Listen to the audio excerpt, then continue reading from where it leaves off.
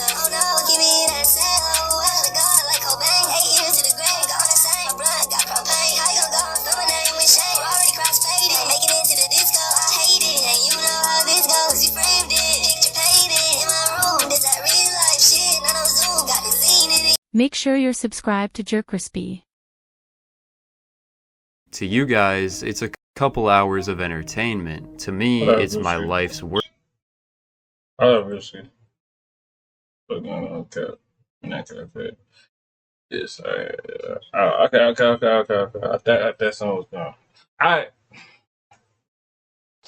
If you didn't watch the last video, we're back on Clip Champ. I made a whole microscope account. It was connected to my stuff. So we back on Clip Champ to start acting up again. Put the new batteries on them the smoker line. It still beeps. Probably starting now, probably just gonna put a smoke electric in another room and stuff like that. Or just go chuck it in the closet or something like that. I don't know, bro. But we here though. We all here. What's up, y'all? It's your most Decimals. JerCrispy, we're back in that video. The author who hates his movies. Did I read that right? The author who hates his movies. Which author is hating on his movie? How can you hate on your own movie? Let me know that. Oh, and we got Brewski. Look, I was supposed to binge watch this. I was bullcrapping. I'm not bullcrapping. I had other stuff I was watching. I had so many other stuff I was watching. So we catching up on Brewski. Brewski only dropped 2 videos anyways. So we're here. We're on the road to 5 Planet. And yeah, let's go ahead and get this stuff started, man. I wonder who hate their movie, because you very the first person that I know that hates your movie. Sir, madam, whatever you is. Let's see what that going on with this stuff. But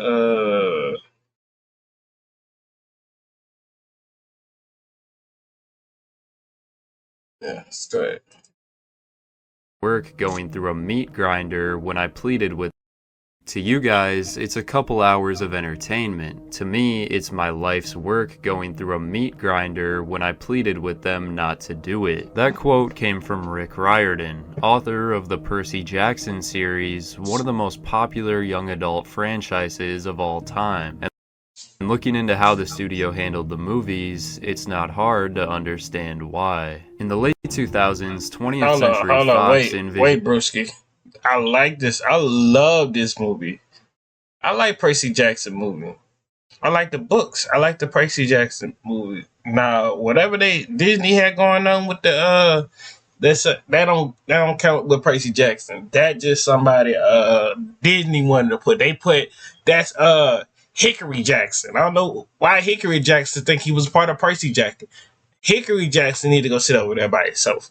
That's why he's sitting at lunch by himself at school at lunch. My Percy Jackson's got all the friends and stuff. But anywho, Percy Jackson is one of my favorite movies growing up watching. If Percy Jackson was on Netflix, I would watch it.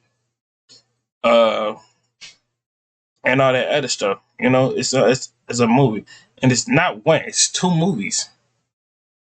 I don't know why people hate this movie, so I don't know. I like it. I think it's a fun thing to learn and watch about it. I mean, I know you don't like your own movie, though.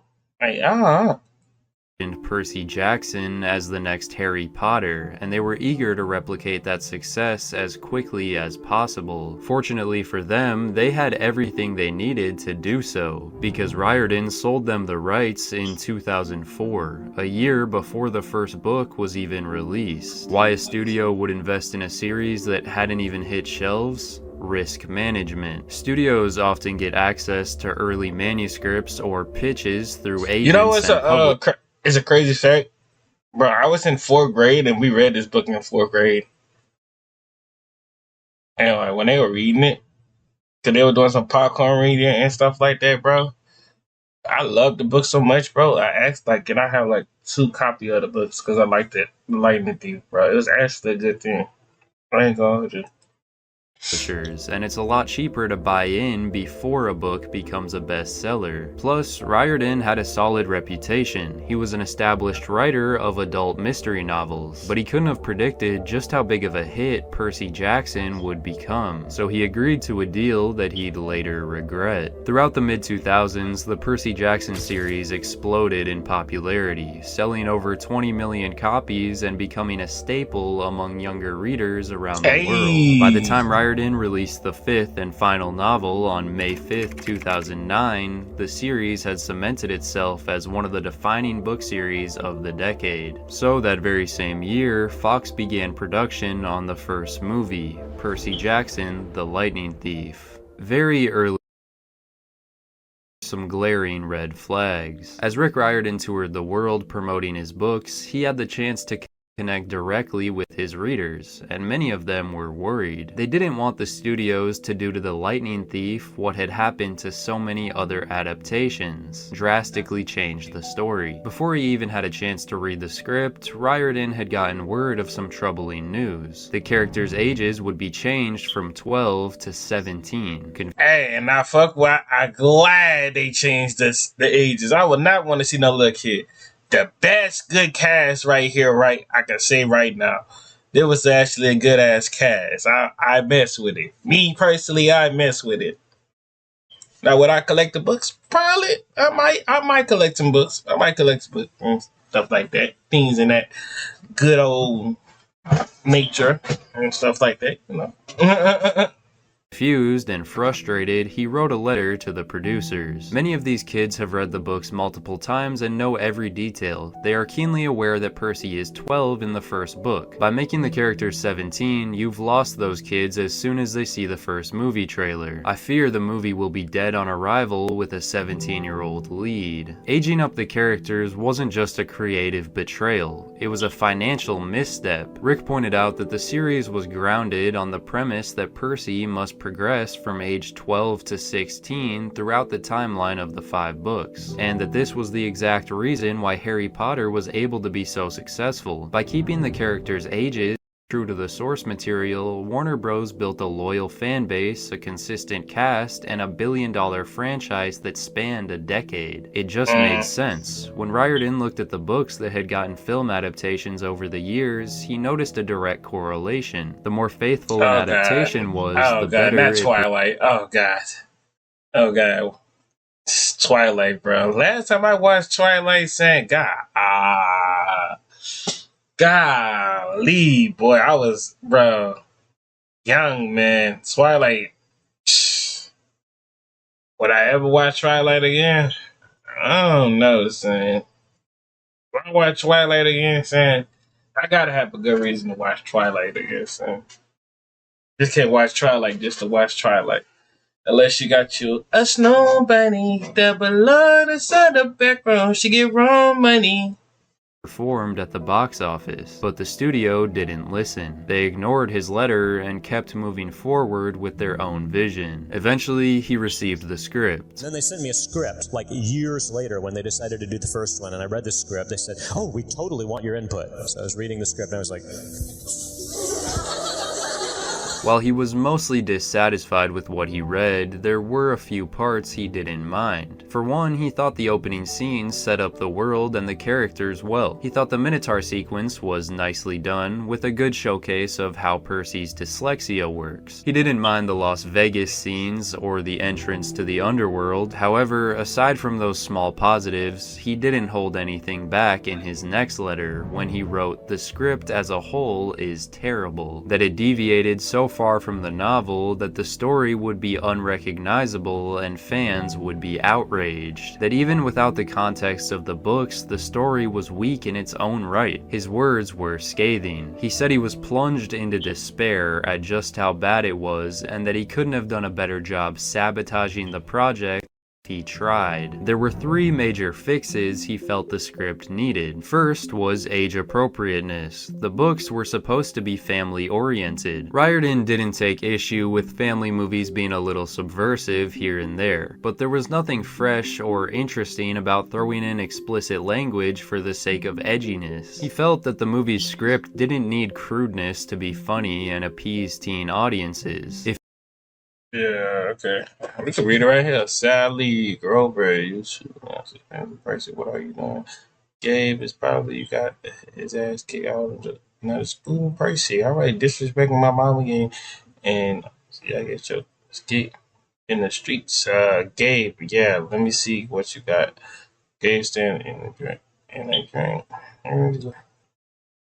Gabe and Percy, but ready for a fight. Gabe was gonna kill him. Grover rained down his phone right on top. Off of Gabe's feet. Boom, boom, boom, boom, boom. If it were his kids, he wouldn't even take them to see it. The next big issue was its structure. There were small things cut from the book that, while important, Riordan didn't have much of a problem with, but it was hard to understand why they would add plot lines. So, like, they wanted the 3-head dog on that mug? Like, I just want to know, y'all, you wanted the 3-head dog on there? Like, hey, if you wanted a 3-head dog on there, why you didn't just made the script yourself? You should have made the script yourself. Rick, put your little parts to it. Then just get a negative. That's why they went ahead and did it. Like, yeah, I do it too. If somebody just put negative thoughts, yeah, I feel like this movie gonna be a hit. And it turned out to be a hit for me, but I don't know about other people's opinion. But to me, I fuck with it.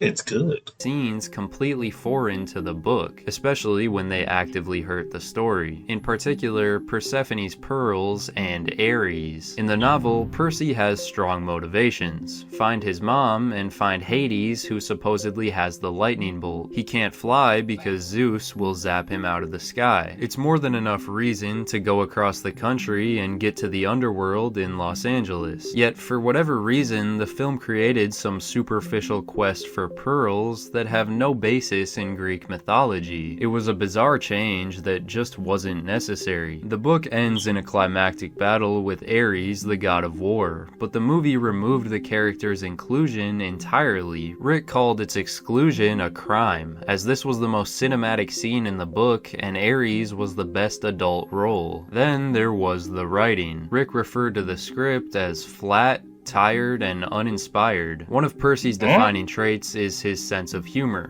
but in the draft he simply didn't have one. Grover was turned into just a horny comic relief character, and none of the relationships were naturally built up. Some authors sell the rights to their work and let the studio... So you wanted him to build up the relationship with him and old girl. Mind you, they could have did that, but they went to a different route because Percy was worried about his mom. He was not worrying about build a relationship. And I feel like, in opinion, they should have, I watched number 2, if they did make a number 2, that's when you start showing the love interest. Number 1, it was about his mom. And I'm just going to keep it real. Why I keep going back and forth with his mouth like this? Because that's how it should have went. His mom first, get the girl, boom, boom, boom, boom, boom. You know, that's how I feel like it would have been good. But, you know, some people be like, oh yeah, he get a mom and he get the girl too. That would have been actually good. I was like, huh? That might be good too. You just have to have like people to see how the film is. Look right around the comments, give people a copy of the rules and see if you like the part. And ask them, do y'all want a love scene? Do y'all want to make these two lovers? Or you just make them just friends on some Tyler the Creator shit?